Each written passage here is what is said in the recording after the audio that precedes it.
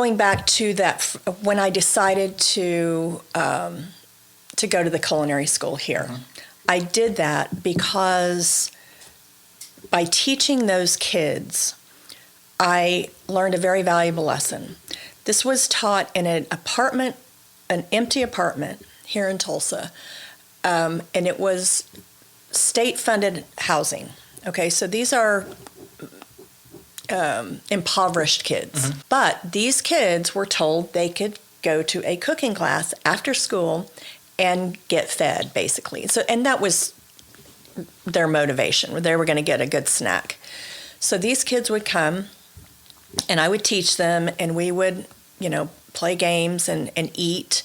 And what I saw was that food brought these kids together. These kids were developing friendships and relationships because of the food and the environment I was providing.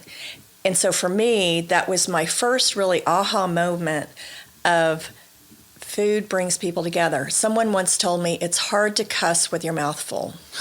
And it's the truth. When you are, communing with someone with food, it's hard to have an argument, when you're enjoying a good meal. So I think from that, I thought, I want to make this bigger. And I loved teaching these kids. So now I want to teach more kids, and I want to teach adults. And so at the time, I'm teaching these impoverished, I hate to use that word, but that's all I can, underprivileged, underprivileged kids. And then I was teaching these very elite, mostly women that were coming to my home. And so I had a very broad, spectrum of people. And I loved it. And I loved the feedback I was getting. I am a good teacher naturally, and I enjoy it, which is an important part of being good at something.